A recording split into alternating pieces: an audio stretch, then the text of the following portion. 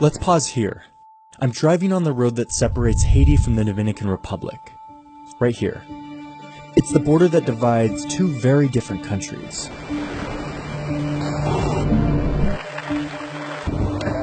If you're born in Haiti, you're 2.5 times more likely to die as a baby than if you're born in the DR. You'll be almost 10 times poorer, and you can expect to have a much shorter life. I came here to find out how the two countries that share this one island can be so different. With a politically volatile and impoverished Haiti on one side, and the stable and relatively rich Dominican Republic on the other.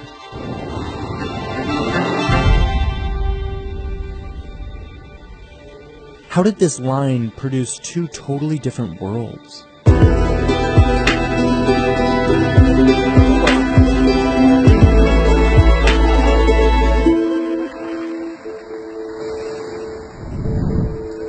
My journey starts here at this beach village in southern Haiti, where Haitian merchants, most of them women, are preparing for a nighttime boat ride. The women boarding this boat have one goal: to make it to the border where they will be let into a Dominican market to buy and sell goods before returning to their villages. It's international trade at its most informal. We're taking these boats because the next door mountain range makes the land journey almost impossible.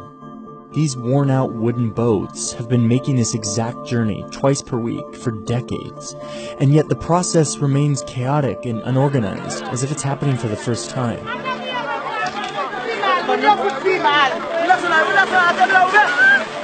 All of this energy, time, and effort, all to transport a handful of goods that in most countries would be shipped in bulk inside one of these.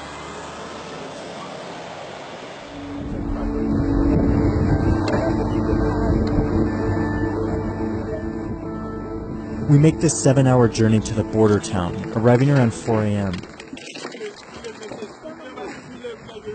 The sun rises and we walk to the border market. This market was established right on the border as a partnership between the two nations to give vendors from both sides a place to buy and sell on equal footing. As we approach the border, I quickly realize that's not what's happening here.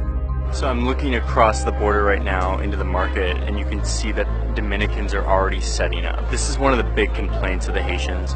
They're stuck on this side, waiting to cross the border, and the border guards are just delaying it. And meanwhile, the Dominicans are able to set up and get the best spots.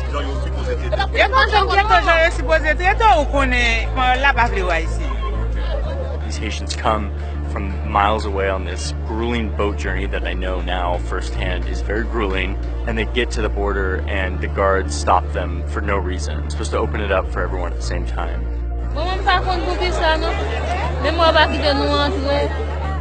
The guards keep the Haitian women from crossing, not letting anyone know how long it will be. The tension grows, and then, finally, hours after the Dominicans were allowed to enter, the guards open up the bridge.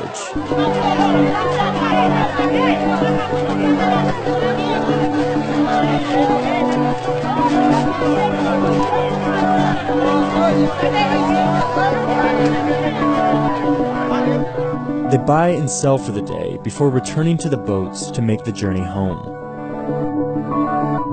The grueling boat journey, the senseless discrimination, it embodies the asymmetry that exists on this island.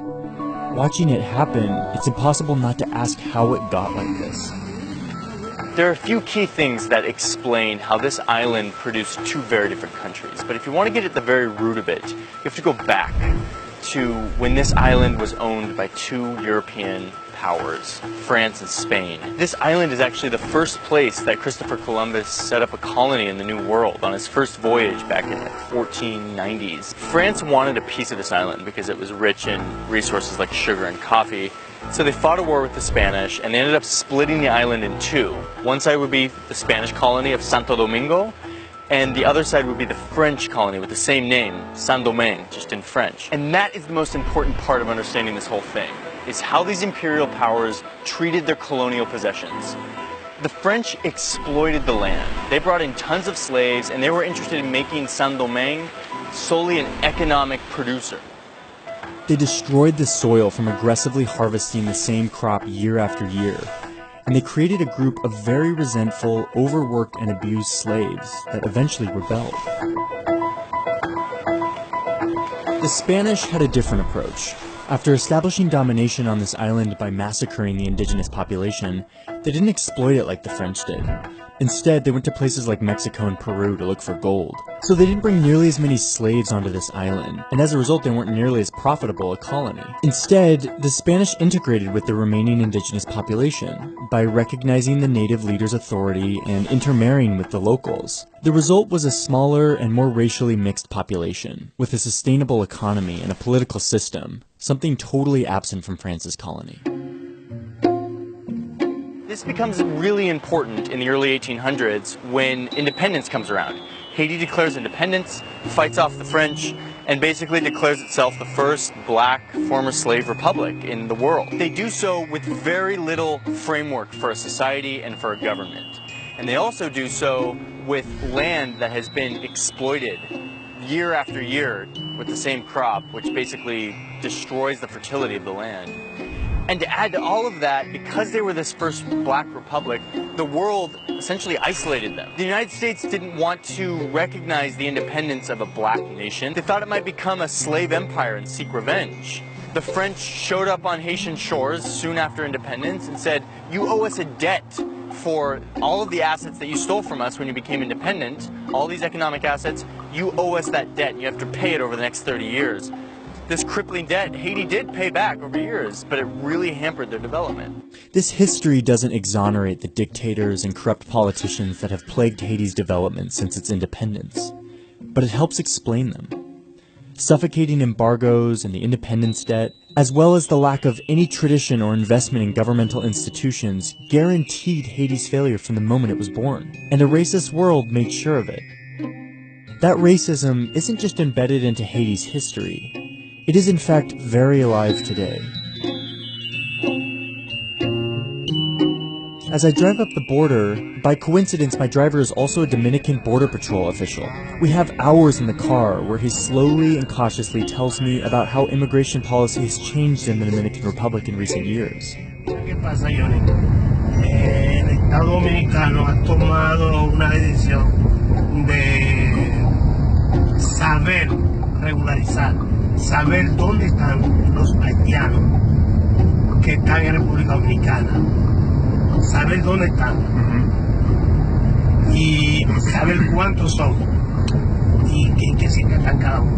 Ahí nace el programa de regularización. Regularization program.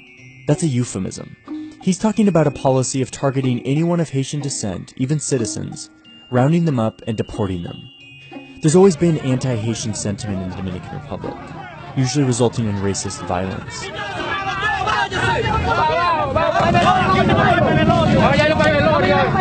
But since 2010, that sentiment has been seeping into legislation.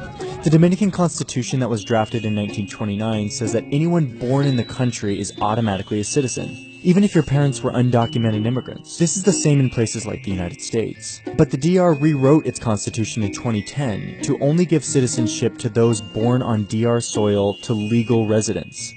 Then, in 2013, the High Court in the DR ruled that this new definition would be applied retroactively, all the way back to 1929, meaning any citizen who had been born in the DR to undocumented parents would have their citizenship revoked.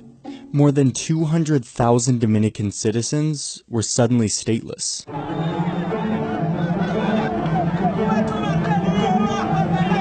It is clearly an illegal act, it is an immoral act, it is a racist act by the Dominican government, and it's happening because these people are black. Entonces, si nacen aquí, ya son ciudadanos. No así ahora. Antes era así. Ahora se registran en un libro de extranjero. Dominican law said that if these stateless people wanted to stay in the DR, they would have to go to a government office and put their name on this foreigner registry. The government gave these people 1 year to either get their name on the registry or face deportation. Over 55,000 have been officially deported since the June 2015 deadline. The UN estimates that 128,000 people have voluntarily fled to Haiti, a country many of them have never lived in. Some came here to this camp on the border, where they've been living in limbo for years.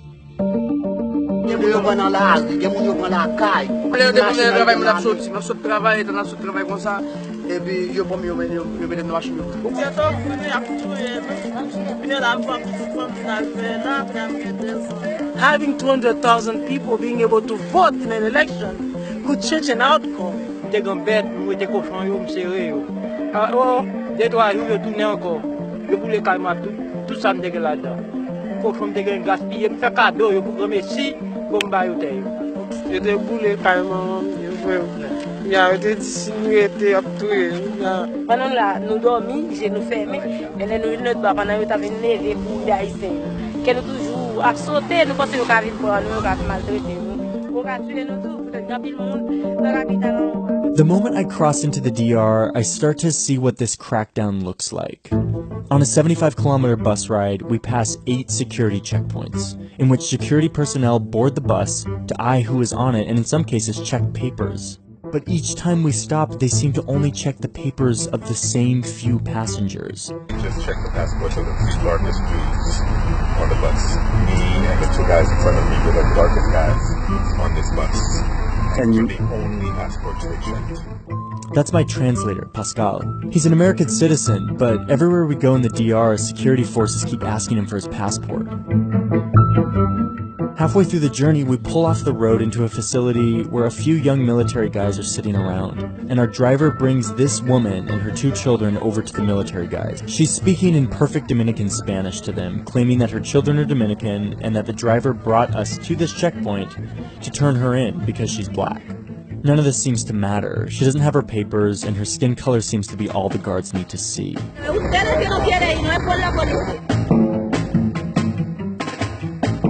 Haiti's land and people were abused when it was a colony of slaves. The world then shunned it with embargoes and independence debts when it was a new nation. And today, Haitians in the DR experience racism that is overt enough to be enshrined in law.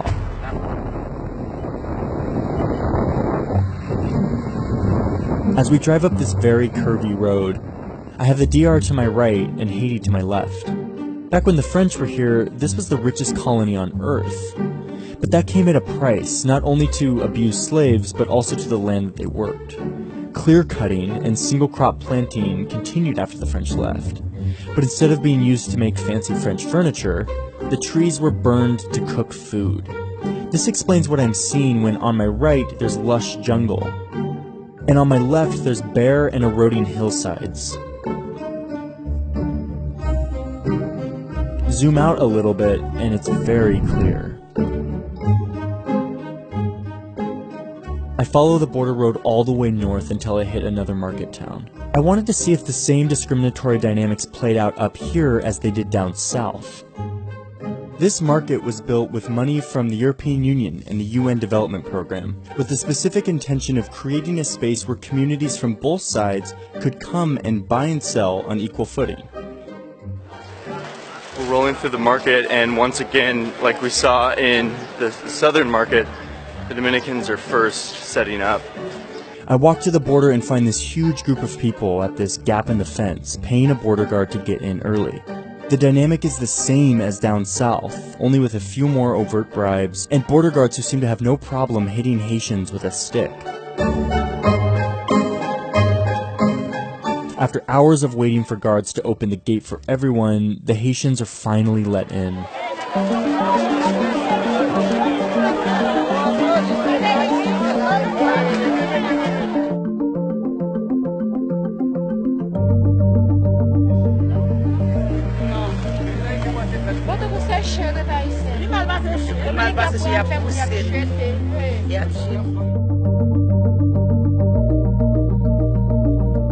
Et puis il y a bataille haïtien puis mal va son chien. Et puis on même gens pour dire chien, il bataille a pour jeter. Nous pas bon nous obligés, même là n'a pas primat nous obligés. This is a story about a border that separates 2 vastly different countries. But it's more so a story about policy. How centuries of racist policies from the French, from the US, from the world, from the DR can hold a nation back from progressing. Haiti, this first black republic, has experienced some of the most predatory and racist policy from outside forces. For Haitians, this story isn't just their history, it's their present. It's the stage on which they live their lives.